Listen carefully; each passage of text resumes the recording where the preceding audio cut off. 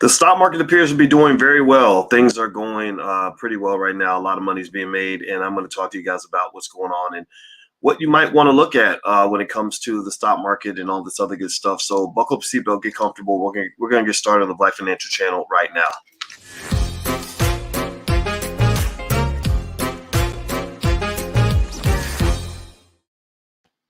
Hey, what's going on, guys? Welcome to the Black Financial Channel. That's theblackfinancialchannel.com. My name is Dr. Boyce Watkins. I'm your friendly neighborhood finance professor.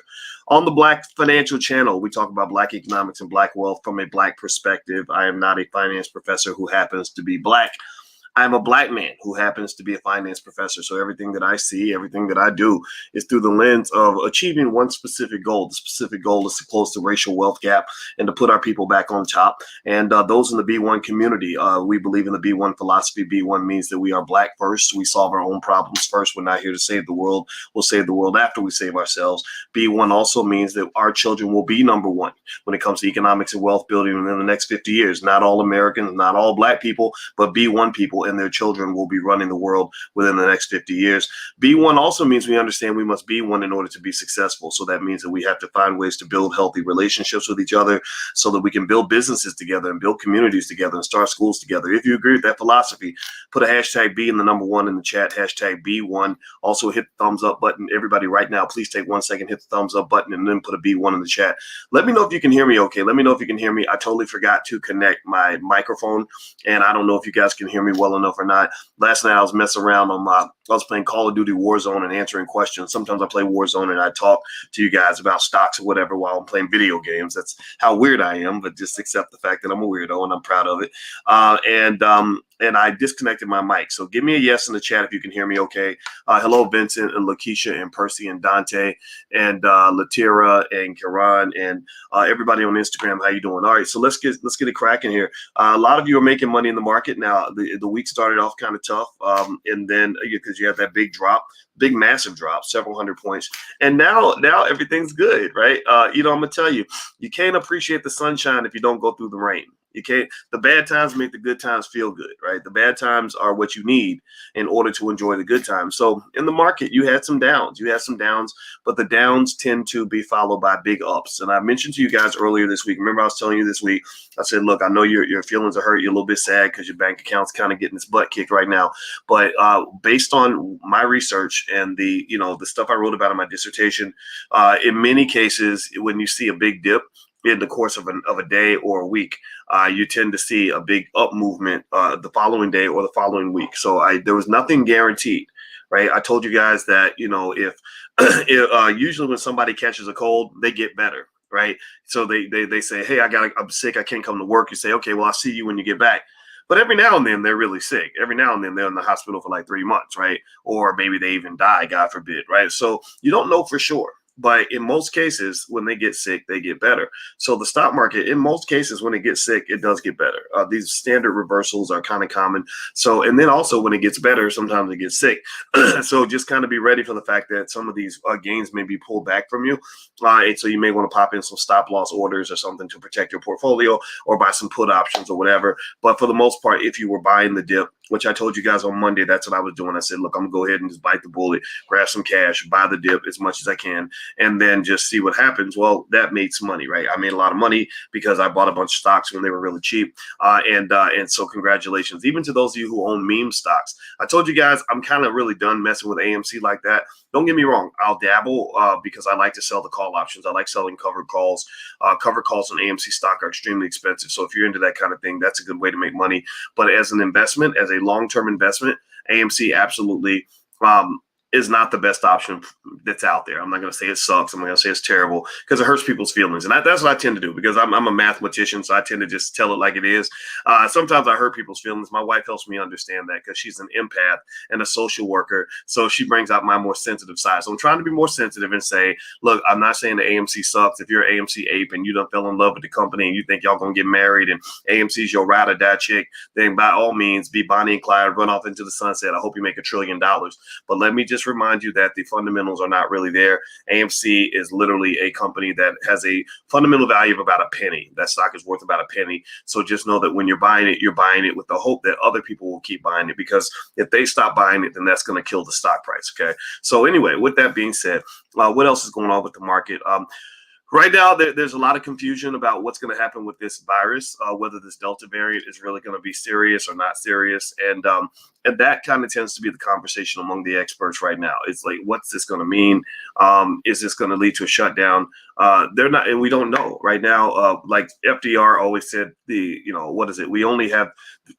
The only thing we have to fear is fear itself, or something. Well, the most uncertain thing in the world is uncertainty itself. So not only do you have uncertainty, but you have uncertainty about your uncertainty.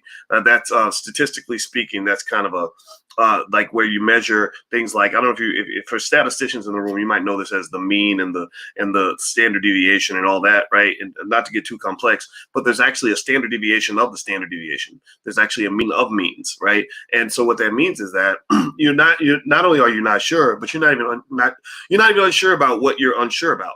Right? You have the known, the unknown, and the unknown unknowns. Like Franklin in the show Snowfall. Not only does Franklin know that his future is uncertain, but he doesn't even know where the uncertainty is coming from. He doesn't know if it's because the cops are going to come get him. He's a drug dealer, by the way. He doesn't know if the cops are going to come get him. He doesn't know if one of his homies is going to betray him. He doesn't know if he's going to get killed by a rival gang. He doesn't know, right? So you have uncertainty, but you have uncertainty about the uncertainty. And that's what's happening right now, is that a lot of people just don't know what's going to happen with this Delta variant. A lot of that won't get answered until school starts. If they start shutting down schools, that's going to kill your stock prices, because that means people can't go to work, which means companies will lose money, right? So, in fact, if the Olympics makes some stupid announcement like, we decided to cancel everything because this variant is out of control, well, then that's going to kill your stock prices too. Personally, I think they're overreacting, not because it's not real, but because I think that it's manageable. To me, the question is, if somebody does go out and something happens, is there a good hospital they can go to, and do they have a reasonable chance to survive? The answer is yes and yes. I haven't heard anything or seen anything anywhere about major cities where they don't have enough hospital beds to help the people that get sick. I also am not seeing a high death rate. They're not talking about it. Death is a great way to sell newspapers. So if there was death, then they would have talked about it. They didn't talk about it. When all those Republicans had those events, I was watching the data just to see how many of these old, sick, fat Republicans are going to die because they're all having these parties and these get-togethers. I said, well, if what they're saying is true, then you should see them dropping like flies. You should hear about a new Republican dying, 2 of them per day for like a month, right? That's what I was looking for, right? I was looking for the death, not because I'm a cynical asshole, but because I really am trying to find the truth. That's it. I don't trust these people. They lie, right? Well, anyway, when that all went down and all of them survived, including the fat guy in the White House, I said, well, shit, man. I'm not saying it ain't nothing. I'm just saying maybe it ain't what everybody's cracking it up to be. What's up, Chris? Give me 1 second, bro. So anyway, my homeboy Chris is here, so I don't have much time, but I just wanted to give you guys a briefing on what I'm seeing in the markets right now. So right now, things are looking really good. Let's see here. I'm looking here. Do me a favor, hit the thumbs up button if you haven't done it yet. According to CNBC, they said Tuesday was a textbook oversold bounce. That means that they oversold. They overreacted. Remember, I told you the market tends to overreact following Monday's collapse.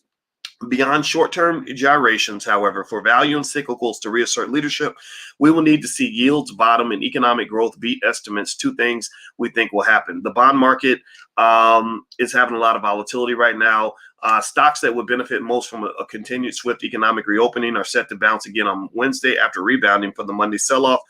Shares of Carnival went up. Las Vegas Sands went up. So cruise ships and casinos got hit the hardest.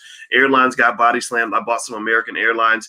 I made money on that investment almost immediately because I felt like that company's a solid company and it's going to do fine, and that was a temporary gyration. So when I see the market dip, my first question is it serious or is it something that looks transitory? It looked pretty transitory. That's why I bought. So anyway, I'm going to have to run, but I want to tell you guys about something new that we have just created. It is a new film that we just made. We have spent 2 years making this movie, and it's basically on how people build families and how you stay married. To be honest with you, I'm sick and tired of everybody getting all their relationship advice from people that got 18 divorces and 14 babies mamas and they hate black men and all this other stuff. You need to stop that. We need to stop this war. If I was a white supremacist and I wanted to destroy black people, you know what I would do? You know what I would do? I would spend all my energy convincing the black man to hate the black woman. If I do that, then that means the black man will only show up to the black woman long enough to have sex with her and to get her pregnant. And then he's going to run off into the woods to go get somebody else pregnant, like an animal, like a goddamn animal. So if you want to know where I am, and I'm just being 100% honest with you guys, I'm sick of it. I think it's stupid. We cannot hate our women. Women, ladies, stop hating your men. Get your damn therapy so you can get over your daddy issues, so you can learn how to love a man properly. The man I'm about to go in here and meet with, and you guys are going to meet with him. He's my homeboy. Our families get together and we do things together, and I love this guy immensely.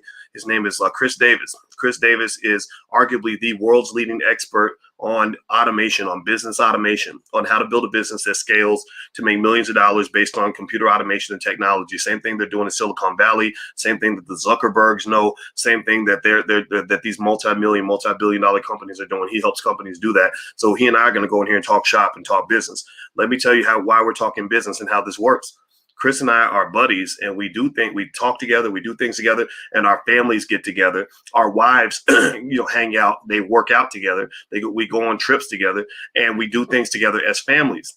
So that's a deeper connection than just I know you, we're doing business together. It's all about family, y'all. I'm telling you, it's all about family. So what I did was we made a film called Till Death Do Us Part. Tiara KJ Williams is the director. She's aka Miss Black Hollywood. She's an excellent director. She's done a lot of great films that have done really well in the B1 community.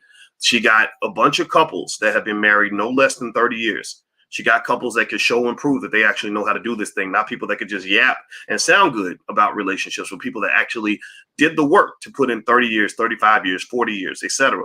And she said, drop the knowledge on the community. These are your teachers. These are your empire builders. These are the people that can show you how to get it done and how to do it the right way. You do not make relationship and love a do-it-yourself kind of thing.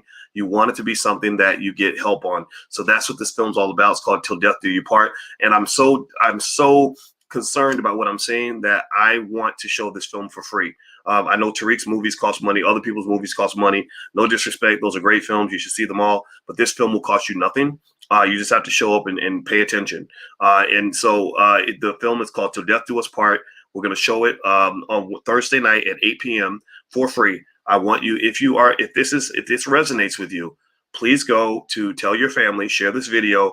The URL is blackmovienight.net. That's where you register. It's right there on the screen, blackmovienight.net.